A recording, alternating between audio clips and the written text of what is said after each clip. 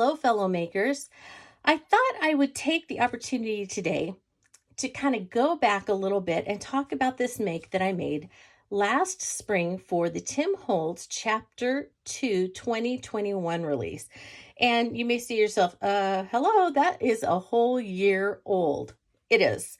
It is a whole year old, and it's taken me a year to actually get this out and do a tutorial on it. There are a couple of reasons for that. One is that right after the release, I was diagnosed with COVID-19, and it was the second time I had it, and I thought I would just kind of breeze through it like I did the first time, and I didn't. It was the Delta variant, and I ended up in the hospital with pneumonia in both lungs, and I was in the hospital for 10 days. At this time last year, I was on this day last year, I was still in the hospital battling pneumonia. And some of you were contacting me and asking me how I was because you hadn't seen me on social media. So I want to thank you for that. It was so nice to have you reach out and even notice that I wasn't around. So that was very sweet. But that led to the fact that when I got home, I had a lot of recovery to do. And then there were many things that happened in our family and our personal lives last year that were incredibly difficult. We endured a lot of loss in our family.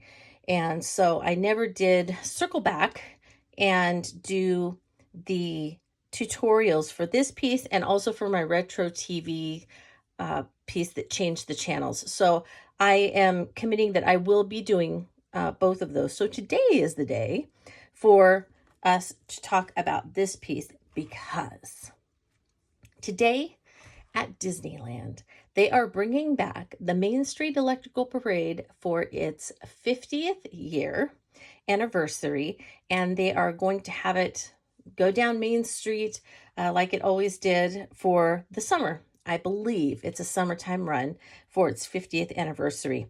Now, if you know anything about the Main Street Electrical Parade, first of all, it was the inspiration for this piece. And as soon as I saw Rupert, this is the Rupert Colorize die that I used.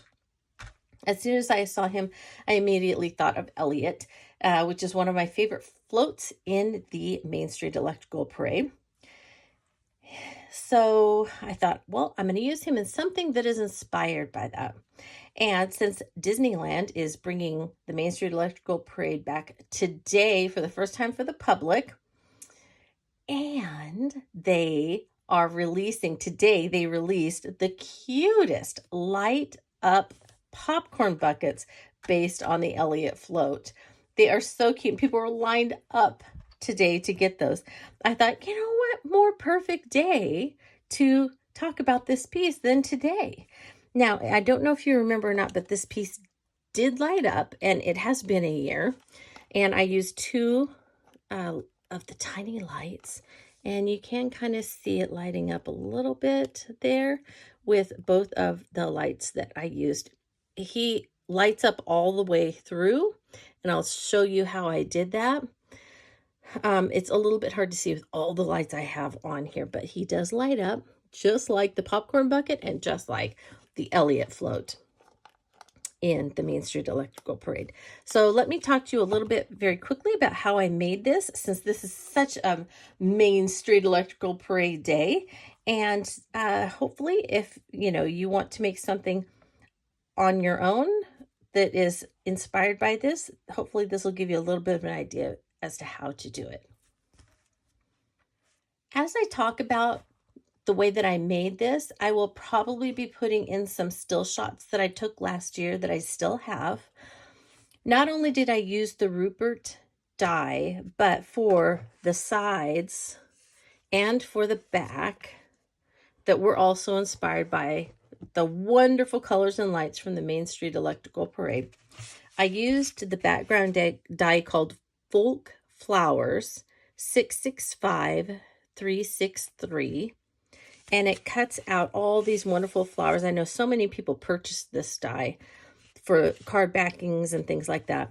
I cut it out of just black cardstock, and I attached it to one of the ideology vignette shrines, and you can see that I have these areas where, you know, I seamed the paper together, and that's fine to me. It doesn't bother me to see the seams. But once I got that on, then I painted the entire thing black. So it was all painted with black distress paint all the way around. We're not going to worry about this yet, okay? So paint it all the way around black. Then once that's dry, you can take, and you want to take some distress paint in many colors, and I put it out on my, in the little squares on my media mat. Then I took, this is actually the Sizzix poker tool by Tim Holtz.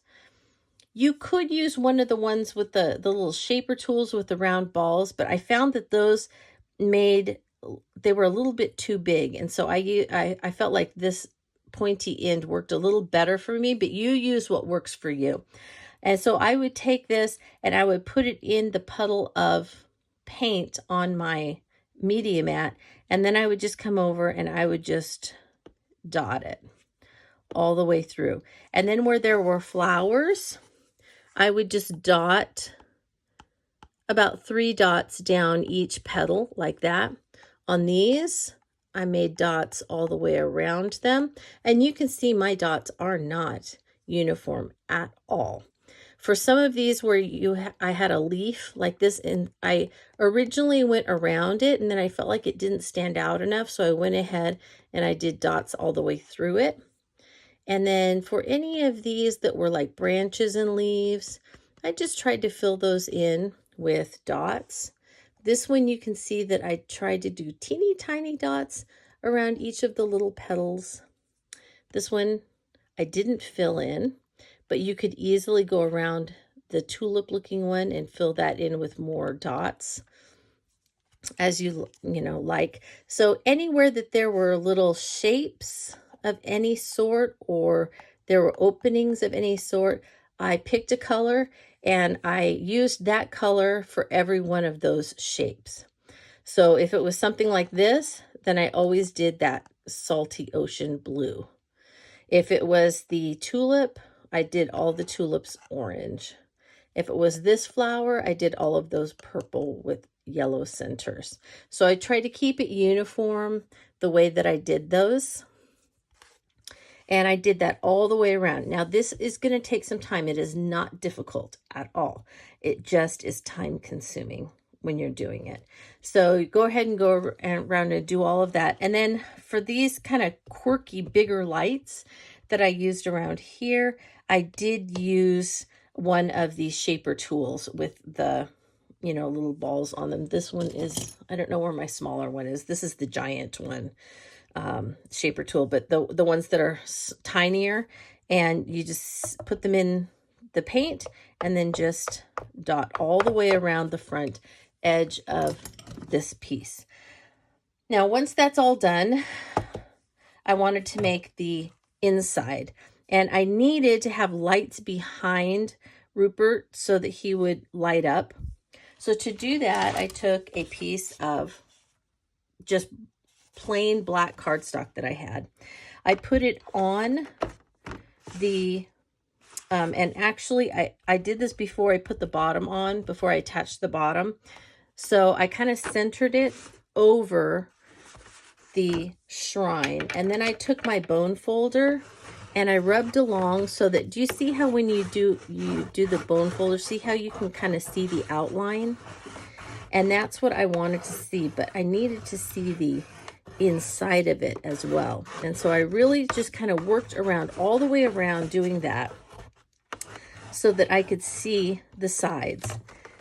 Then I trimmed it with my scissors about 1 inch all the way around, or you can use one of the guillotine cutters, and I trimmed it about 1 inch all the way around, and I folded it on the inside edge. And you kind of have to trim some of these.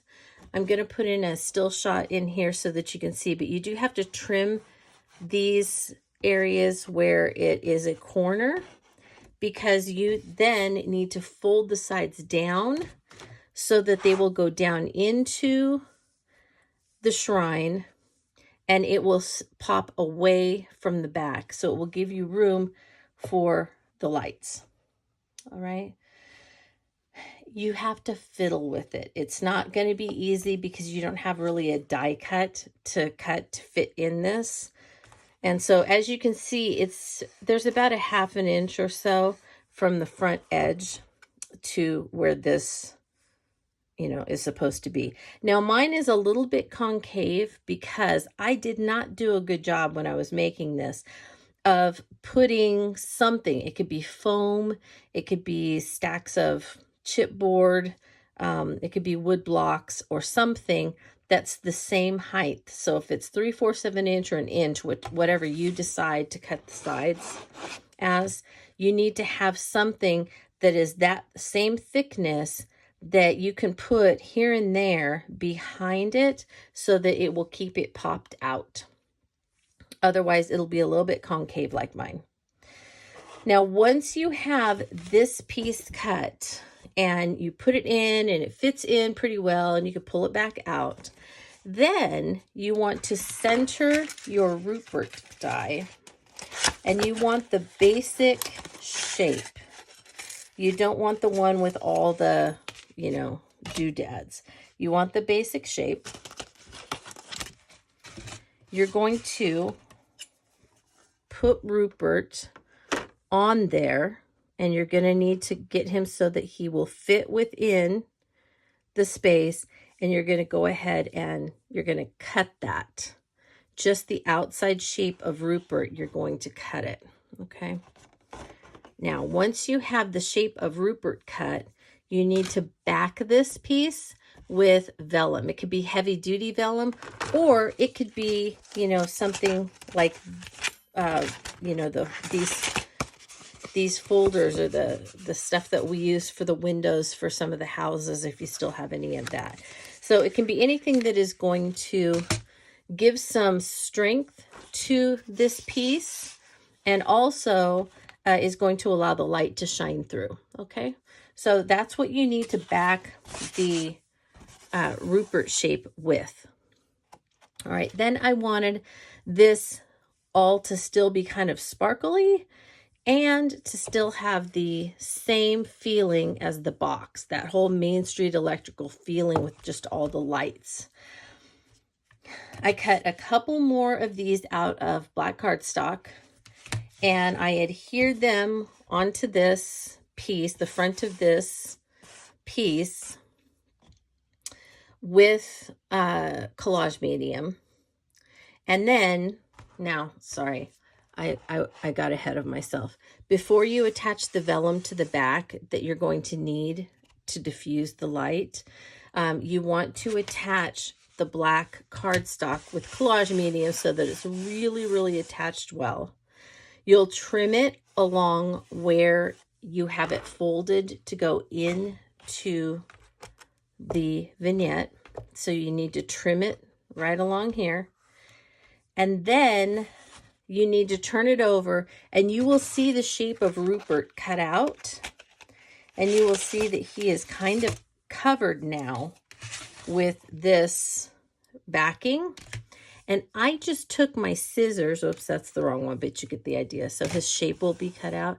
I just took my scissors and I cut through the folk art piece to make a basic shape of my Rupert dragon. All right. You just need the basic shape. You don't have to cut all the little details out because that's not going to make a difference. You just need a little bit of area where the light's going to shine through that vellum. Okay. So if this kind of goes over in, you actually kind of want it to go over a little bit so that when you actually cut Rupert out and you put him on here, he's going to cover that empty space where you cut him out originally. All right. So this kind of helps with that a little bit. Now, hopefully you can see from the still photos that I put in here how I did that. Once that's all done, you can go ahead and adhere you want to drill your holes, you want to put your lights in, then you want to go ahead and put this down with the vellum already on the back, and get that into place. And you are going to want to cut out your Rupert and get him ready to go. When you cut him out, you will see that there are a lot of little spots on him, and I used those to punch my holes with my poker. So I just used my poker to punch holes. If you want the holes a little bit bigger so that they're like, wow, you could use something, you know, even larger that pokes holes all the way through. But I found this, you know, to be fairly simple. And I put it on, I have just an old foam thing from We Are Memory Keepers that I put it on, and then I just punched through as I was working. Then you can see these lines on Rupert, and I punched through those lines. I punched holes in each of those scallops all the way through. And I punched some on his tail and his face and his neck all the way down so that the lights would come through and through his nose and his mouth. So as you're punching those holes, and again, you can make them as big as you want for the light to come through. Then you will also, before you put Rupert on, need to go through and put your paint dots on this back so that it looks just like the sides and it looks inspired. And then you can attach Rupert over the vellum area so that he will light up. And you have your main piece finished. Don't attach his hands quite yet. You need to make a couple of balloons for him to hold since it is Main Street. I made those with the stacked ovals. I just cut a few. I glittered them, and because I wanted them sparkly, just like everything else, attached some thread, put it through his hands, and he was done. The last thing I did was to the front, I added some layered. So I cut these out of several pieces of black cardstock, and then on the top, I just added a white glitter paper from Sizzix. Sizzix has glitter paper, so I cut their glitter paper out in the words magical, and I was finished. So I hope that wasn't too completely confusing, and I hope that the stills that I put in helped you to be able to see just what I did to make this piece. And I hope that was a little bit inspiring to you. If you are going to Disneyland this weekend to see the return of the anniversary tour of the Main Street Electrical Parade, I wish you all the best. I hope you are able to get the adorable light up popcorn bucket and the little tiny, so cute, the little sipper that is in the shape of the little turtle that spins around. Both of them absolutely adorable. And again, one of my favorite parades. So I do hope that those of you that are in the Disneyland area will get to visit Disneyland and see this. If not, I'll tell you, I've already seen it on the Disney Parks Facebook page. They showed the cast preview live, and it was just wonderful. So I encourage you to go ahead and hop over there and you can see it. And I'm sure you'll be able to see it on plenty of Disneyland YouTubers in the next few months to come also. Thank you so much for stopping by. I'm always so thankful that you spend any time with me here on my YouTube channel or my Instagram or my blog. I so appreciate your support, and I hope that you go out and have a crafty day, makers.